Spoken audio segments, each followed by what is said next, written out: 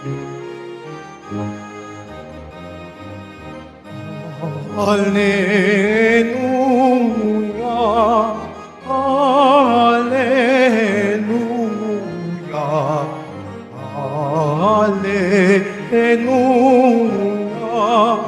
alleluia.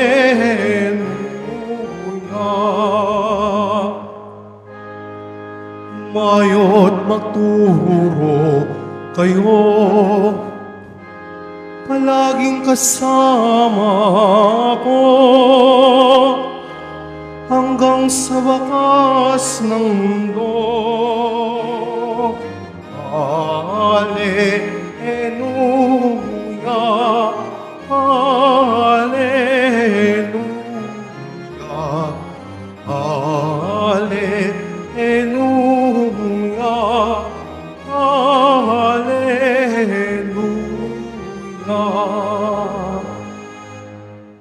Sumainyo ang Panginoon. At sumaiyo rin. Ang mabuting balita ng Panginoon ayon kay San Mateo. Papuri sa iyo, Panginoon.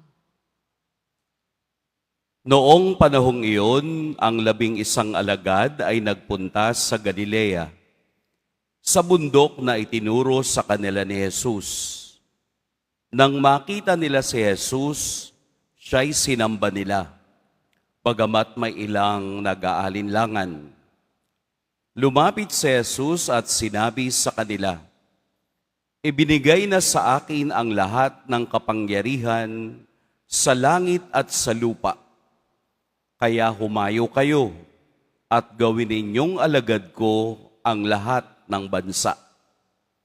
Binyagan ninyo sila sa ngalan ng Ama at ng Anak at ng Espiritu Santo. At turuang sumunod sa lahat ng ipinag-uutos ko sa inyo. Tandaan ninyo, ako'y laging kasama ninyo hanggang sa katapusan ng sanlibutan." Mga kapatid, ang mabuting balita ng Panginoon. Pinupuri ka namin, Panginoong Heso Kristo. Magsiupo muna. Magandang umaga po sa lahat. Atin pong purihin at dakilain ang ating Poong Jesus Nazareno. Ngayon pong araw ay ating ipinagdiriwang ang dakilang pag-akyat sa langit ng Panginoon. Kung inyo pong bibilangin ang araw, ayon doon sa ating unang pagbasa, ng ika-40 araw, si Jesus ay umakyat sa langit. Simula po nung araw ng kaniyang muling pagkabuhay, hanggang ngayon ay 43 days na. So ay dapat nung 40 tayo nag-celebrate. Ito po ay nung Wednesday. Pero dahil ito ay dakilang kapistahan, ito po ay inilalagay ng simbahan tuwing linggo. Para po sa susunod na linggo, atin pong ipagdiriwang ang Pentecostes. Anong ibig sabihin ng Pentecostes? Penta, pente, 5. So 50 araw pagkatapos na si Jesus ay mabuhay, kaniyang ipapadala ang Espiritu Santo. Kaya 3 araw plus 7 days ay 10. So 40 plus 10, 50. So eksakto po. Kaya po sa susunod na linggo, atin po itong ipagdiriwang. So bago tayo pumunta sa susunod na linggo, dito muna tayo na ang pangako ni Jesus sa kaniyang kadakilaan ay ipapadala ang Espiritu Santo. May napansin ba kayo sa Ebanghelyo? Ang sabi niya, "Ako'y laging kasama ninyo hanggang sa katapusan ng sanlibutan." I am with you until the end of time. Anong naaalala ninyo? Noong siya'y isinilang, sinabi sa kanya ng anghel, Emmanuel, na ang ibig sabihin ng Emmanuel ay God with us. Sa simula pa lamang ng kaniyang incarnation, karne, flesh, sa simula pa lamang ng kaniyang pagkakatawang tao, ang pangako ay naroon na. Hanggang sa kaniyang pag-akyat sa langit, nanatili ang pangako ni Kristo na ako'y kasama ninyo hanggang sa katapusan ng sanlibutan. Mayroon na tayong shift.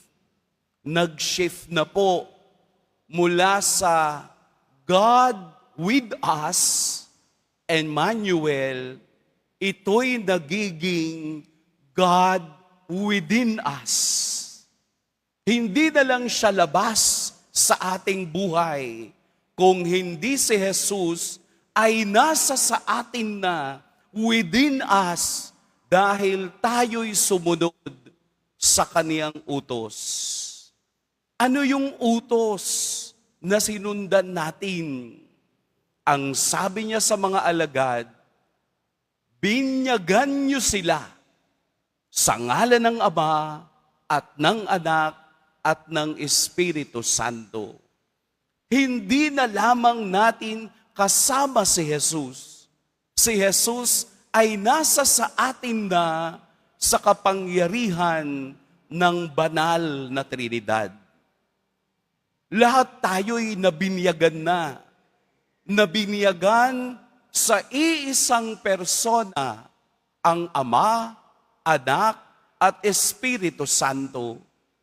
Hindi sinabi ni Jesus, nabinyagan niyo sila sa mga pangalan ng Ama, pangalan ng Anak. It is a cohesive whole.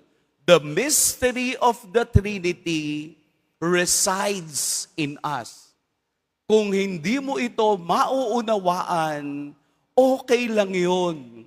Dahil hindi naman talaga natin sakop at hindi naman talaga natin arok ang kapangyarihan at isip ng Diyos. Tayo'y tumatanggap lamang ng biyayang kaniyang iniwanan sa kaniyang mga alagad. Kaya nga sa unang pagbasa, inumpisahan ang gawa ng mga apostol sa pamamagitan ng sulat. Sulat ni San Lucas kay Teofilo. Sino ba si Teofilo?